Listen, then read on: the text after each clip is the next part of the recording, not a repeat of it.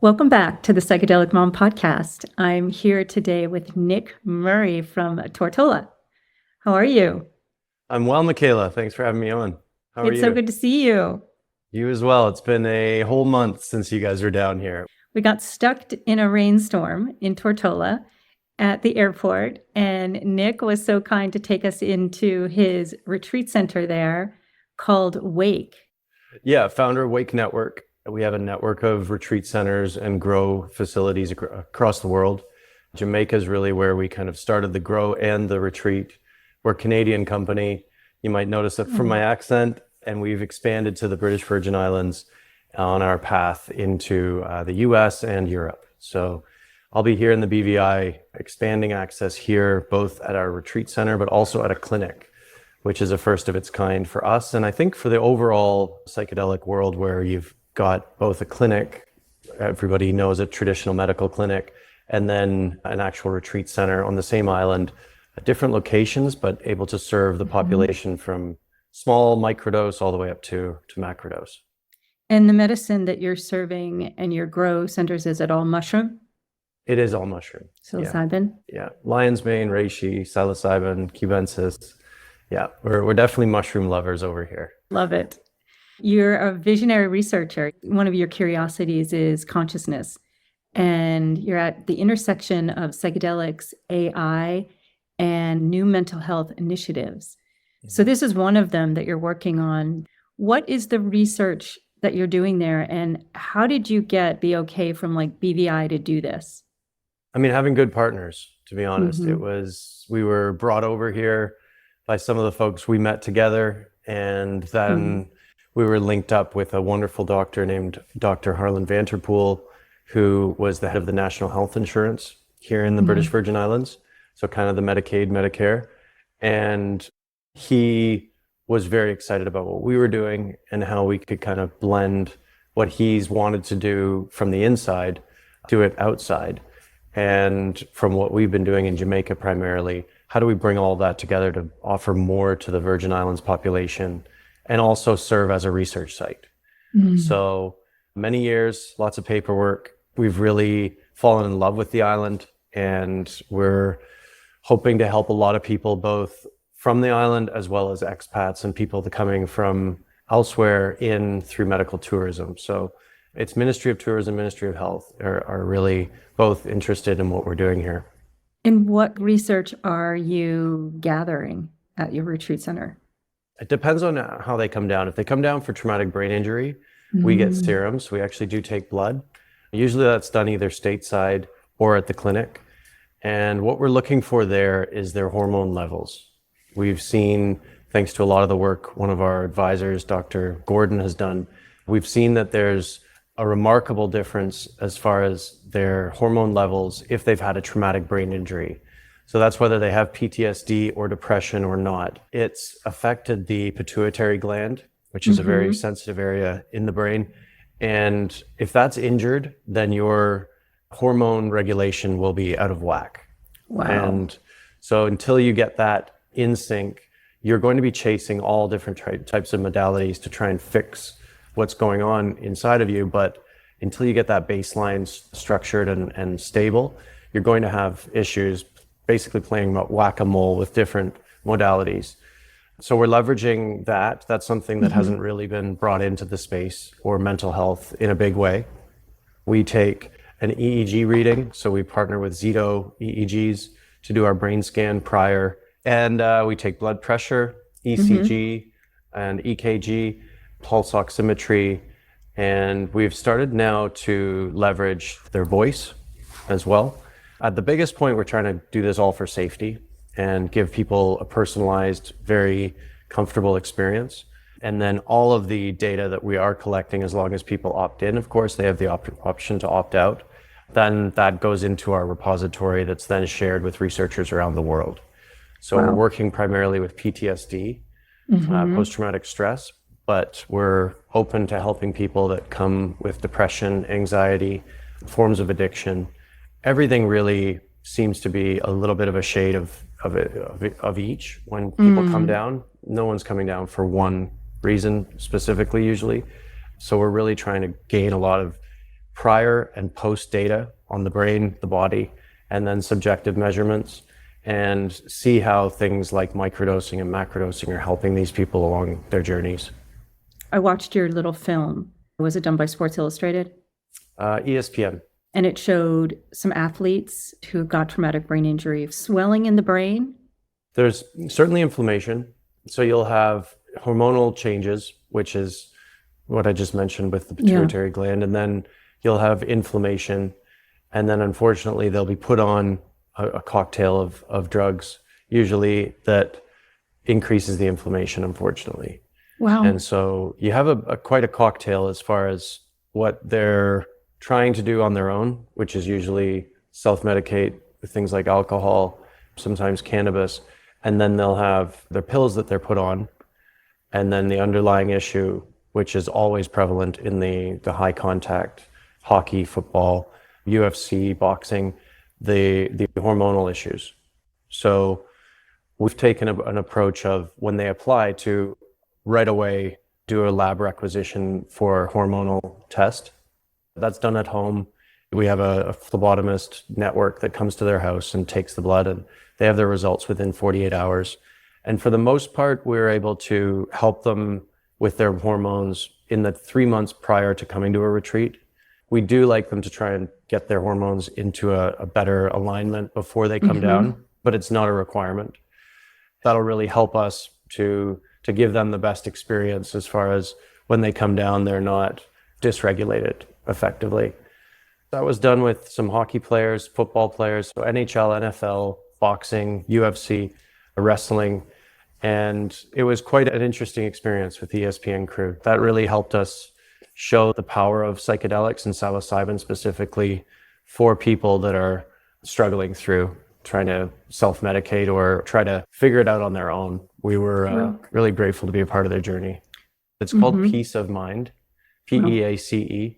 Yeah, a remarkable piece, and we're hoping to do some more work with them. We've got a catch-up call next week with them, actually. And that retreat that is recorded from that film, was that done in Tortola? No, that one is at our Jamaica location. Yeah. So I'm just curious, backing up a little bit, how did you get into this? I've always been a curious geek. I've always been using technology, building technology, figuring it out.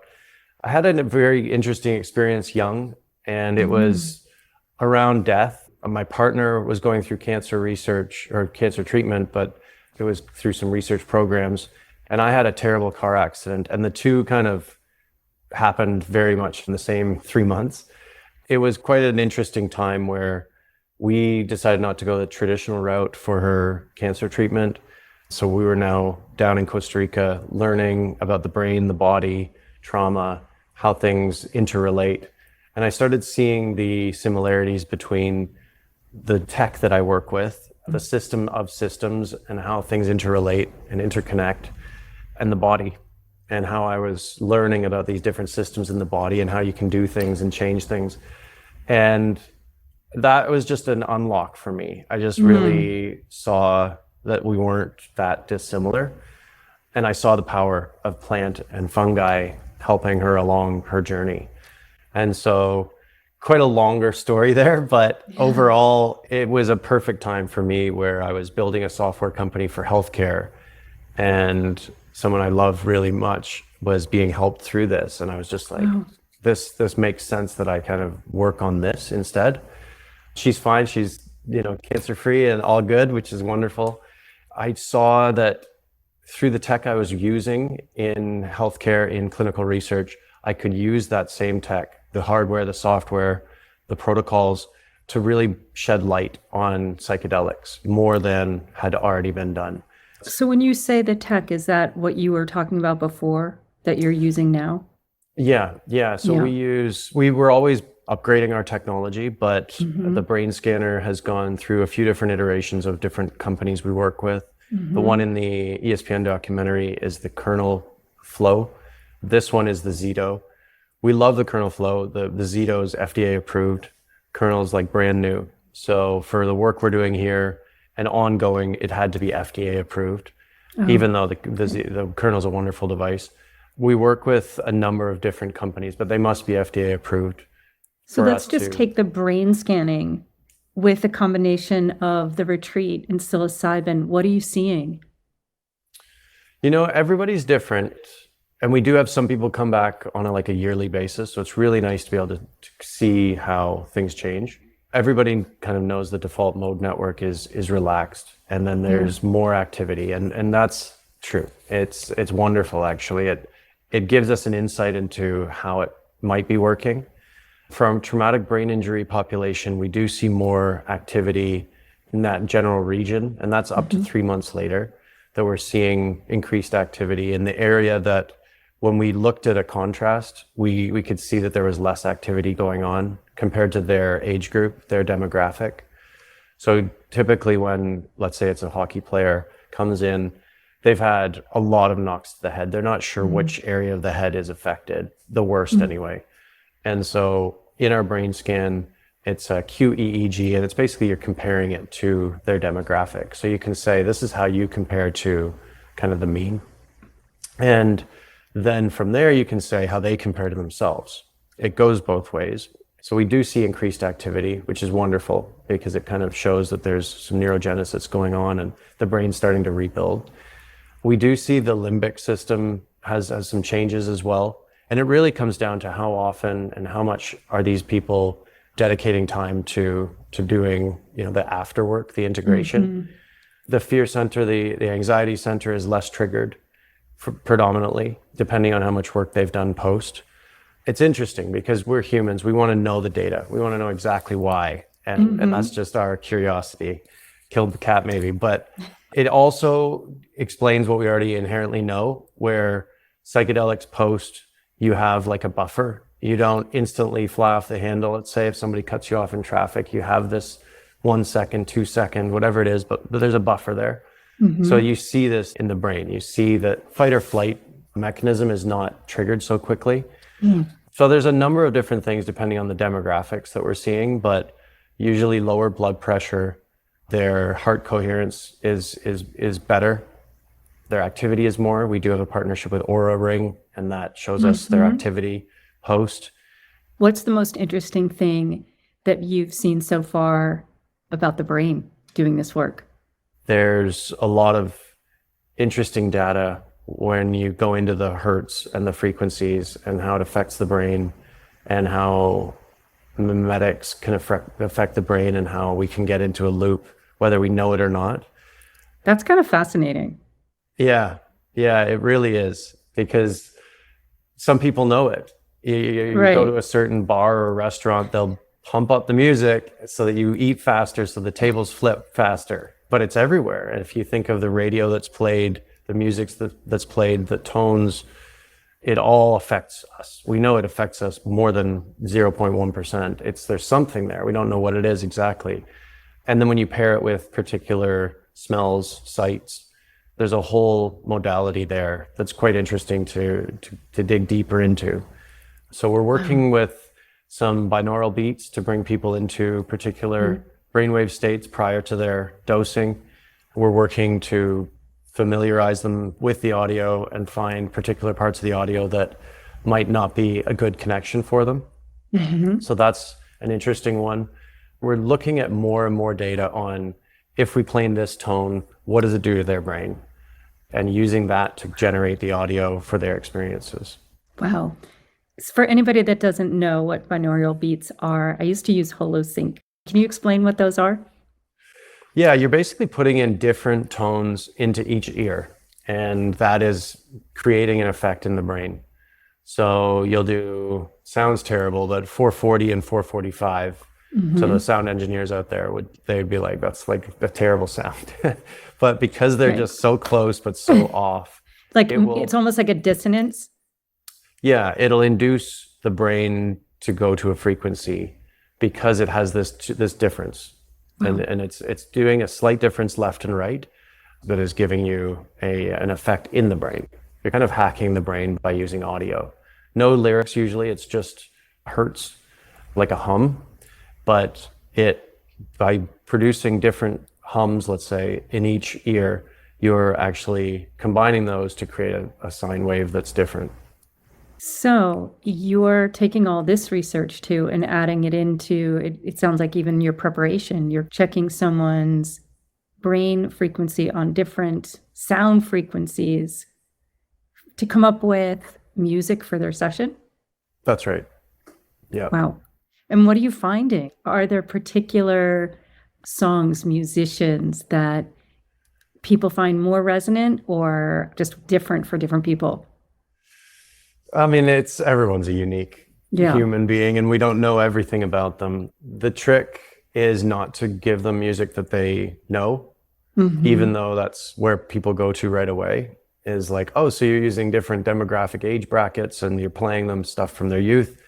It's not, because we don't know what their youth was and we don't know what it would bring up. We want them to not necessarily only hold on to things from their past in their journey. It's really a guided journey by the mushrooms, not to be too woo-woo, but it is a place where we give them the most comfort to feel comfortable. The set and setting is everything. And then that brings them into their experience, their journey, and that safety, that comfort feeling, obviously guided with the music and our wonderful practitioners. You know, our intake has been helpful because some people hate brass or drums or flutes or strings, and sometimes they wouldn't even know to mention it that way. They just know what they don't like. So our intake asks them a series of questions with the audio, so we get a good idea of if it's a private session, the small group, what their likes, dislikes is. If it's a larger group, same thing. But that way we get a good idea of where the group is or the couple is if we're doing a private session. And then the speed, the tonality, there's a lot of interesting work that you can do when you're bringing them into the experience. And it depends on how they've taken the dose. Sometimes it takes up to an hour. Sometimes it's closer to 20 minutes. So the dosing is helping guide our music choice, our sound choice as well. We do have live musicians that come in from time to time, which is really wonderful to have them in the experience with our guests. It's amazing when you see how the birds react to the musician. It's quite remarkable to see and feel. Yeah, we treat audio as like an additional input, basically. And that input helps to guide the person through their journey. And it's after the journey, there's always questions about particular pieces that they want to be able to save. And everybody who comes through gets a copy of their audio mix so that they can play it, at any time they want. It's amazing too. I was reading that chirping birds can reset the nervous system. Did you know that? Chirping birds? Chirping. Birds? Oh, chirping. Okay, sorry. No, we're not feeding the birds psilocybin yet. But it was so interesting. The sounds kind of woo-woo, but I was like, really? So the other day I went outside. It was gorgeous here. So I just laid down. I was like, oh, it's so sunny and beautiful. And I was like, okay, birds, give me a sound bath. And I'm not lying. I swear to God, like 30 birds showed up and started chirping this symphony. And I was like, wow, that's magic. So are you part of the ceremonies? Like, are you helping facilitate? I'm here. I'm kind of the conductor, I guess, or the guy in the middle, just trying not to be part of it too much. We have licensed therapists, licensed nurses, doctors. Everybody here is kind of higher pay grade than me, I guess you could say, more experienced. So I make sure that everything is operating, running on time, and I'm always here. But for the most part, I try to be behind the scenes, making sure that everything's working out and going well. And the tech is really where I focus a lot, because we've got a lot of expensive equipment here that doesn't love the Caribbean, so needs to be taken care of with kid gloves. That's mostly where I'm playing is in there, and then bringing really interesting researchers and groups down to help their groups, but then also hopefully the data that's gleaned from their experience is actually something that will help others, whether they're going to come down as well, or groups that, let's say, are in the US that have a population of TBI veterans. They can see what helped our group, and hopefully that can help open things up within the VA, within the states, and hopefully eventually the federal level, reclassifying psilocybin. What remarkable healings and recoveries have you seen? Well, we've had a few hundred people come through. So there's one guy that always sticks out, just a big teddy bear, Robert. If you're out there, I'm talking about you. He was just so amazing and is still amazing. He had a very difficult time within the military and is such a great, wonderful person. He just wanted to get better and it wasn't getting better. And he went down a road that was heading to suicide. I won't go into the specifics of the story for his own privacy, but it was very serious. So he came to us and was like, if this doesn't work, I'm out of here. I've heard that a few times and it's like, no pressure, but we're here to help. And so he comes through and he had been on over 50 different medications over 7 years. And the frustration was palpable. And after, over 50 medications, you're like, okay, this is getting ridiculous. So because he was on SSRIs, you have to go higher. The dose has to be stronger because the SSRIs are in the same parking spot, so to speak. We're definitely trying to get them off, but it's usually not safe to do that. Yeah. Or at least the anxiety that's induced by them being off or not having it is too much. So we'll usually ask them to wean down, and we have pharmacologists, pharmacists, and doctors and nurses that are on our team that help with that, because obviously it's taken very carefully. But for the most part, it's not a requirement. We don't say you must come off or you can't come. If they can cut down to about half, that's usually, we're happy with that. He had weaned down, but not stopped. We brought him into his first experience, and he's a pretty big guy, pretty tall guy. And so that doesn't normally affect it, but he was on so many other pills that we knew we'd have to go higher. And I remember he brought this Grinch with him, this little stuffed animal. And the stuffed animal was with him the whole journey. And he came out and was so elated.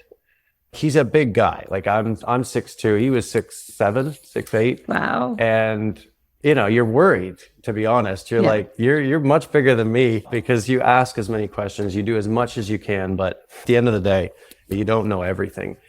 So then he went to bed.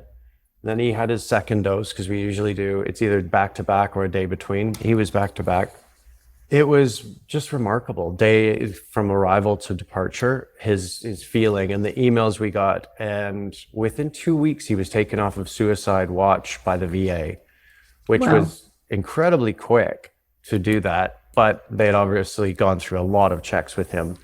And he's had such a profound, happy experience post. And we hear from him every 3 months. He bounces into our group chat and he sends us a whole bunch. And it is quite amazing, because he was working on this for a while, and he was working with ketamine for a while. And I do believe ketamine has a space in this area, but it definitely took psilocybin to really get him off of suicide watch and really into a better place. So he's probably the one. There's many, but that's probably the one that I could give you that really sticks with me. Now, what about, you mentioned that he was tall and you never know what's going to happen. Have you had any experiences that were challenging due to an unexpected or unforeseen experience that somebody had? It's so woo-woo, but they say like there's no good trips, bad trips. There's challenging. And we've had around 400 people through now. Honestly, it's around 1% is our numbers. And could be different, because setting is everything. If you've got a place that they show up and they're into their dose, you can have way more problems. Ours is, they have at least a couple days of getting to know the place, the space, their room, the surroundings, the island, all that stuff. Knocking on wood here, we've never had anything serious. Serious I would deem as like hospital or anything like that. Usually people they get into a space where they're looping and they're in between worlds, let's call it. Yeah. And that's the worst thing, I guess, that we've seen that you could say. Now it's just a matter of time. It's, a few hours and they're back to normal and they remember everything, which is wonderful. A lot of the misnomer information out there is that you're not going to remember it, or you're going to do something silly. People remember it. They are acting in clarity. So overall, it's been a great experience for me, coming from more of a tech world than a medical world, learning from all of these wonderful medical practitioners, researchers that we work with. They're curious like we are, but learning about the brain, learning about how particular drugs affect them, and learning just this pharmacopoeia that we've worked with in our lives since we were, little ones, how that affects you and how that can have particular side effects that aren't known or weren't known when they were originally prescribed. So there's a lot of interesting things that you start to learn about the brain and the body and how these drugs, these products that we've been taking, pharmaceutical and not, how they've affected us and how that shows up in other ways later on down the road. So we do have a very extensive intake process. We do have our therapist, our nurse, our doctor review everybody before they come, do phone calls with them if there's any questions, issues, worries, concerns. And then everybody comes through our intake as far as our welcome to the group and meeting everybody that's going to be on your retreat. And then our team actually meets everybody at the airport, brings you up to our retreat center. So we do have quite an extensive process. Not everybody gets to come, unfortunately. We do have people that have to say, now is not the right time for you. Our goal is to have, and this is why we work kind of offshore, let's call it, because we really hope to work onshore as soon as it's legal. We kind of celebrate the ones who are working in the US through the churches, underground. I mean, it takes a village, but our goal, our hope is to have a multi-psychedelic clinic where people come in and their intake guides their personalized therapeutic approach, where that might take a month, that might take 3 months, 6 months, but everybody will have a protocol that includes different modalities and different compounds if that's what they need. So when they sign up, they'll go through an intake. The blood is usually what dictates us to tell them what to take. We do give them lion's mane, cordyceps, and then our comprehensive health, which includes those two and turkey tail. So that's our before you come down and visit us. Then once they're here, we've got our bottles everywhere of our, this one's lion's mane, that they're able to take. But back to kind of the new stuff we're doing, and I don't know when this is going to come out, but Wake Audio is kind of my exciting project that we're going to be announcing this month. And it's with an amazing group of sound engineers that have worked on a number of different albums, scores, projects that really ties everything together. Their experience combined with our experience is just a perfect, symphony. So that's something that we'll be announcing. It's Wake Audio, wake.audio, where people can come in and try some of the stuff that we've been trialing in our own retreats. So that's the audio test to see kind of what instruments you're more inclined towards. And then on the binaural side of things, we're going to be proving out what a lot of the underground kind of already knows or thinks that they know, where we've got the technology to actually put the headphones on, put the brain scanner on, and then monitor any changes in the brain as the binaural is played. That's some interesting stuff that we're really looking forward to announce and then bring some of that data out to the public. There's an interesting opportunity now, I think, where research can evolve and be a part of treatment in a lot more of the cases, because we're not trying to find a patent. Our model of why we're doing research is not so that we can kind of patent something for consumption sales later. Some of these things inherently we know are working, are helping people, like depression plus psilocybin in a very safe, guided method helps. It's not a panacea, but it definitely is better than what we have right now, SSRIs, SNRIs. So part of what we're doing is let's do the research so that we can just put numbers to things so that the overall Western community takes it more seriously. But at the same time, there's a lot of things that are known but are not true, and that can be dispelled as well. So what we're excited about that we're doing here is that we have our clinic, and then we have our retreat center, and we have all of the technology and the hardware and the software to really glean some of the data out of these treatments, modalities, and provide that to the community and not hold it close to our chest because we're not trying to get a patent.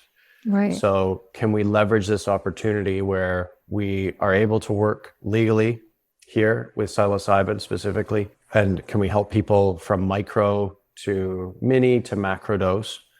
And can that data help provide more comfort experience as far as this is something that maybe the state of Utah should look at, or the country Right. of Denmark? So a lot of the time, the research is what's lacking for regulators to make an informed decision.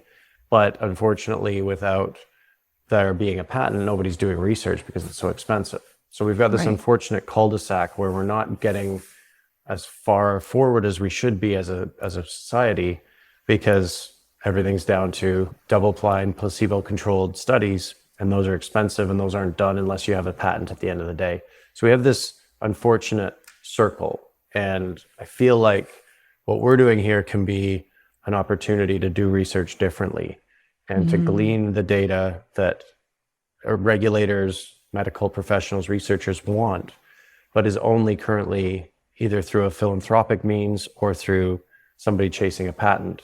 Some of these bigger companies that are really synthesizing the medicines, right? That's right. Yeah.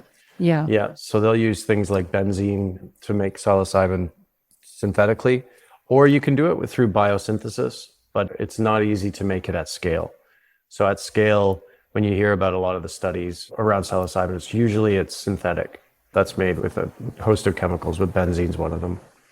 So I'm curious too, you're doing all this research and all this good prep before even getting people, whether it's off their medicines or 50% off or where they need to be, and then adding some of these adaptogens, having some of these markers before they even come. Are you looking at integration, that pathway? We know now that there's this critical period. Yeah. So the neuroplasticity is amazing, and it's true. And so you can leverage that, and you should use that. We do within our post retreat, our integration, but people that are trying to learn things outside of their own wellness should take advantage of that, because it's very true. I've got a really close friend that's using it to get into more of a routine for fitness, for wellness, that because the brain is neuroplastic and you have the neurogenesis happening at the same time, it is a great time to take on learning a language or learning a skill. So we do, and ours is with ACT. So we use acceptance and commitment therapy. That's our focus with regards to helping people with a path and with a plan that doesn't keep them coming back to the therapist or back to the doctor. It gives them tools. We've looked at CBT and IFS, and ACT seems to be the best one that's really well paired for psychedelics as far as our research and our experience. It's kind of an evolution of CBT, and our head of clinical, Jillian, is wonderful, really intelligent, and really great bedside manner, so to speak. With ACT, we just were like lost brother and sister. Like, this is exactly what we should be doing for this community. And then Dr. Greenway up in Canada, in Montreal, he was the one who really got me taking sound as serious as we do now. So he's done some really cool work around ketamine and sound and ketamine and audio. Some published work I could send you for the show notes. I would love So it's been a journey of learning, sharing our data, our experience, our modalities, our space, and then bringing that in and continuing to improve our processes as we meet different people that are working here, elsewhere, but in the same space. And continuing to evolve the process has just really served us and served the community quite well, because we're still so small that we can still share the data without it being too close to the chest. I feel like now in this nascent part of the industry, it's only like 5 to 10 years old as far as people actually being able to access this legally. Unfortunately, it's just what it is. So Are you private? We are a private company, yeah. Yeah. So let's talk about the drug part of this, the psilocybin, the lack of legalization and decriminalization. And also other medicines that are potential healers that you would, if you could, use there. So first looking at psilocybin, is there a place in the United States yet that you could put wake? We could in Oregon, and very soon we could in Colorado. There's some clinics that are open early in Colorado, you could say it. Those are the only two. There's cities that have decriminalized, which means they've just kind of told the police not to prioritize. But for us, that's not enough. It has to be a minimum of a state level. Very analogous to the cannabis opening up state by state. We were very much hoping for a federal, but state by state is something that works and it has been done. So I really applaud both sides, but the team that have spearheaded on the state, I think it's working faster, better. Yeah, I've heard Washington's coming soon. Even then, there has to be the ratification process. So even when there's the vote, we still have 18 to 24 months, but it comes. So I just had Steve Rolls on To share his kind of 4 different ideas, 4 different approaches to decriminalization and legalization. What would your hope be? That's a tough one, Michaela, because, a lot of people say decrim everything, which I'm not totally against. The problem is that we don't have enough structure to deal with mental health now. And so if you turn on all the drugs being legal, you're going to have serious issues because people just overdo. I mean, I would take a scaled approach. I think it has been used to demonize particular groups. That's obvious. It's a very difficult one to fully answer, but I think a scaled approach where everything is mixed up with money and lobbying. But if you could truly show the cost of a particular compound, and that could be to the person themselves, to the society at large, to their family network, we should start with legalizing, providing access to the ones that have the least cost to the person, to society. Psilocybin, I would say, actually has like a net benefit, whereas alcohol, tobacco, you go down the list, it's a net negative. So that's how I would start. It's such a good topic for dinner conversation. It's I know. like there's no easy answer. There isn't. I had this idea, which is an idea I like, but then I got thinking about it after seeing the video. And my idea, obviously, is that we'd go back. Actually, it's not even going back to a time because it's never really existed, but that we could have our own medicine bag. And in that bag would be the medicines that we feel that would support our families and communities, whether it's psilocybin or MDMA or ketamine or iboga, but you'd be trained and there'd be some kind of apprenticeship programs. But it's interesting because to have something like that, you're talking about decriminalizing these medicines or legalizing them. And I did see a video of, it was like a scene from, I think it was San Francisco. It was kind of horrifying. And I know they're not these drugs. Thinking about what you said, if you just suddenly legalize, what does that do for like teen populations? Or I don't really know. But it's not like someone's going to go out and take a boga. Or You never know. People are crazy. I mean, it's That's like true. people were eating That's true. Tide Pods a few years ago. So That's true. That's true. I think there's That is a really good point. my 20s were in Calgary, north of Montana, and north of Washington, in Vancouver, and it's like I saw San Francisco before San Francisco saw San Francisco. And so it was really educational. I mean, it was good to see young because you fear these things rather than are interested on a personal consumption level. Right. But the opioids is really where it's all coming from. First, it was illegal with opium and heroin, but now we've just made such strong ones and they're so easy to get. And we've got diversion of supply. Like we've got this bigger problem that we haven't dealt with that can be helped by psychedelics. But when people say decriminalize, everybody goes to like crack, meth, heroin, where reality is we probably wouldn't just go wide with something like that. Right. Now, what's interesting is to look at Portugal, and they've done a great job. Yeah. And they were having addiction issues rampant. And then they went with this basically decriminalized, or at least no jail time. but it's not easy to sell there. So it's only really for the possession market. And did they decrim everything? By the sounds of it, I haven't been to Portugal, but Right. I have a good friend there. I was just speaking with him yesterday, and he said, because he wants us to work there. And it's like, we're very careful where we open up because we're trying to expand access, but we don't want to misstep for us, for the community.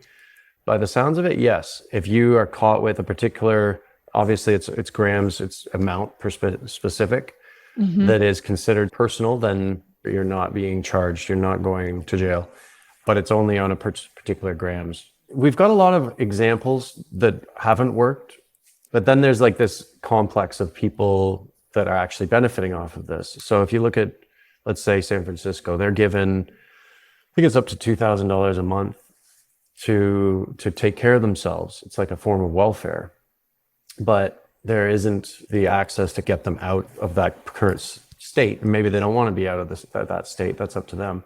So I feel like we throw money at problems, and then groups spring up that are happy to take the money from the government, but the actual goal of impact is not decided up front or even assessed as they go along. And that is a huge problem. And then you're not really helping them at all. You're making the problem worse, and you're not really giving people the out. Sorry, I don't have a better answer to your great question. Right? It is very complex. It's made more complex by the fact that we can make all of these super strong, condensed, concentrated mixes. This wasn't a case back in the day. Now you've got this opium 1000 with carfentanil and all of these fentanyl derivatives. It makes it a lot more difficult to just say they should be legal, they're from the planet, when they're definitely concentrated, and in the wrong hands, they can kill a lot of people. So are you expanding? What's the goal? The goal is into the US first. So we'll focus here for the rest of the year. So we'll be here in January, February. We're looking closer to Colorado, possibly Oregon. Canada's got a special place in my heart, but likely it'll be in the US. Yeah. So you let other research teams come there with the participants that they bring to use the facility and to use all of your technology? Exactly. Our mantra is really to increase access, and that fits perfectly in line with that. Do you feel like the mushroom led you here? The psychedelic mom, I guess so. A good friend of mine says that we're all mushrooms living a human experience, which is an interesting way to look at it. They're so old. And I always get in this argument with people because, they'll say like mushrooms are from this country. And it's like they're from the stars, and they landed here and they created this planet, or they helped to. When things pop up in our society, and when they're usually popping up, like MDMA was coming out of a pretty tumultuous time in the US with the war in Vietnam, etc. There's so much we don't understand. And if you go deep into science and research, then you get away from the natural. But now I'm seeing that they're dovetailing together, which is nice. I think we are creators. All we do is create new tools. Communication and conversation was part of that mantra to get to there. The mushrooms have a way of, when we need something, we find it. And whether they found us or they forced us to find it, it is a very interesting thing when you think of how old they are, how long they've been here, how little amount that you need to have such a life-changing effect, like grams to our pounds or kilos. Right. It's amazing how strong they are and how resilient they are. They can grow anywhere. Everywhere. And it's quite beautiful. I just interviewed Bio Akumalafe. He's so interesting. And he said humans think that we're the ones controlling everything. And we're not at the center of things. It's a coexistence, co-evolving, which is an interesting way to look at it. I was asking him about the psychedelic space, like, what does he think? And he said, experiencing itself, it's creating itself, it's moving itself. So this idea of consciousness, how do you feel like mushrooms or any other psychedelic has expanded your consciousness? And is there research that you guys are doing that can track any of that? How we as a human being expand our understanding or even have a more flexible mind? It's a tough one because when you bring it back, there's the mind, there's the body, there's the soul. Where is consciousness? Which one is it in? And is it always in that one or that blend of, or does it change? So there's a whole conversation on consciousness itself. I guess bringing it back to what we do and how we're exploring it, you can put a brain scanner on and you can monitor particular brain regions. And there's some areas of the brain that are known, unknown, like pineal gland. I don't know if you've touched on that, but that's a very interesting part of the brain that is known to have our soul, to have our consciousness. We know it lights up when we meditate. We don't know a lot about it, but we know. Now, can your brain scans show that? No, you need a higher resolution one, because ours are more electrical. The pineal's inside. Ours are like on. So you could see increased activity near it, electrical activity. The kernel flow does blood flow. So it does actual like hemoglobin flow that's happening under the scalp as well as the electrical. So that one's better to get it from. So you can do that and you can monitor that. I have a good friend that's trying to monitor awe, the word awe and what it means and how to, what is it?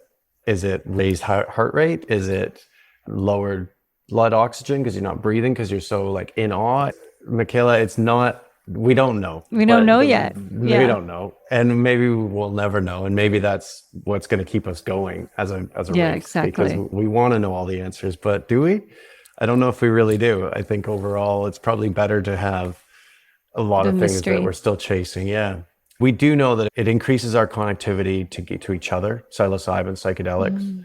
I think when we're conscious and we're not distracted and we're able to be, that we are more open to connections and connectivity.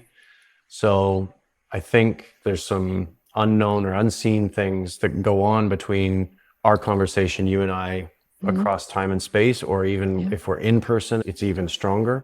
We're electrical, we know that. When we're healthy, our antenna, so to speak, which I do think is the pineal, is easier to communicate with others, to be a force. When we're not healthy and we're busy and we're just trying to get by, we don't have that strength. Our radio tower, so to speak, is lowered. Yeah, so I feel like all of that, even the receptivity, as you're saying, goes down maybe. Yeah. It was something I learned on the journey with my partner with cancer, was the pH of the body and the ability for us to, with our diet mainly, affect that. Now the blood's pH doesn't change much, and it shouldn't, but by taking in citrus and basically the bad things are like coffee, alcohol, tobacco, that's going to lower your pH, and a lower pH is going to invite disease. Because it's almost like a pond that's not moving. That's where the mosquitoes come from and all that. It's amazing too. It's like we get up and we drink coffee. We get up and we do the thing that actually puts us right into anxiety central. Yeah, right. Exactly.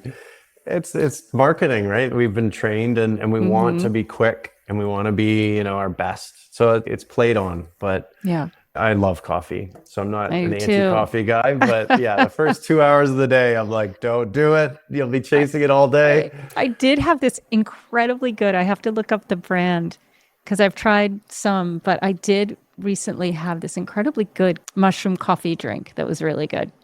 So I'll have to find that. It was was there coffee in it, or was the total replacement? It was a total replacement. And I was like, whoa, okay, they've done it. So I have to find that. I'll send it to you. So the taste and the feeling. They were both on point. Yeah, I'd love to try them. I'd love to do one. Most of them use instant coffee and lion's mane and usually a cordyceps and then like a skim milk powder. That's usually, because I look at them, I want it. Maybe I'm wrong then. Just found it. Probably had coffee in it. I'll check. They're getting better. They're getting better out there. I notice if I do lion's mane, cordyceps, those just on their own, and then lemon water, I'll feel alive without the like kind of jittery caffeine-y. Yeah. So someone's going to get it. We've always been offered this. It's just not there yet. And we've just stayed focused on the retreats and they're growing that side of things. I've only known you at this time and space in your life. Have you always been so easygoing, so loving, such a bright light?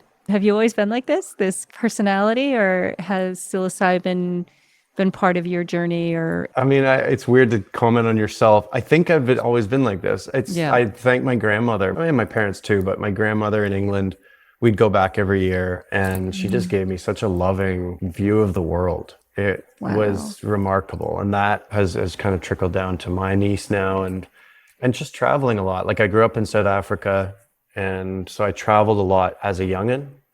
You just meet different races and groups and demographics, and I don't know, I always had that idea of we're all connected. Like, we're the organism, not we're our own, and each 8 billion of us or whatever there is, we're all like a little speck of it. So like, I'm the fingernail and you're the neck. Like, we're all part of the thing.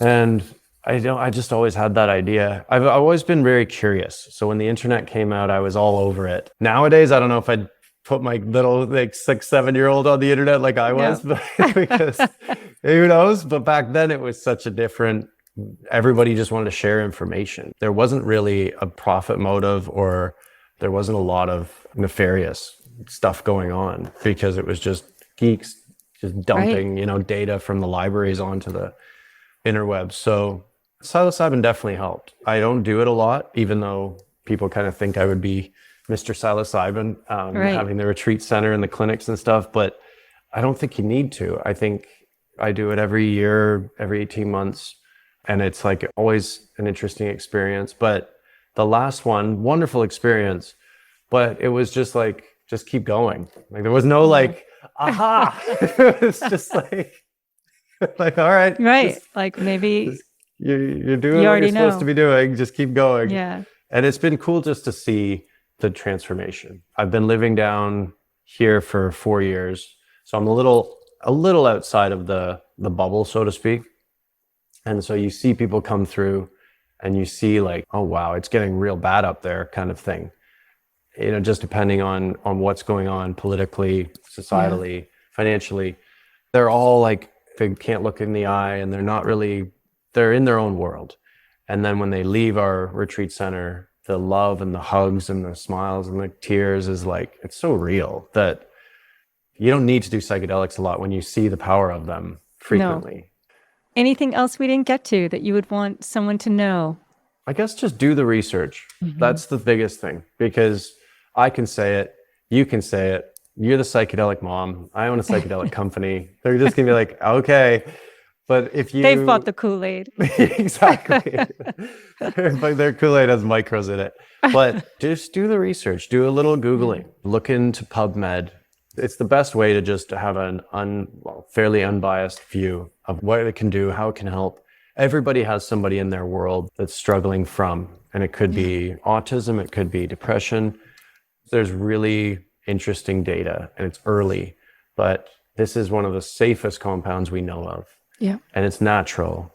And there's been millions of people taking it for the last millennia. So we need to give it more time, more research, more focus. And that's what I can really say, is just dig a little deeper, keep an open mind, and maybe try it out.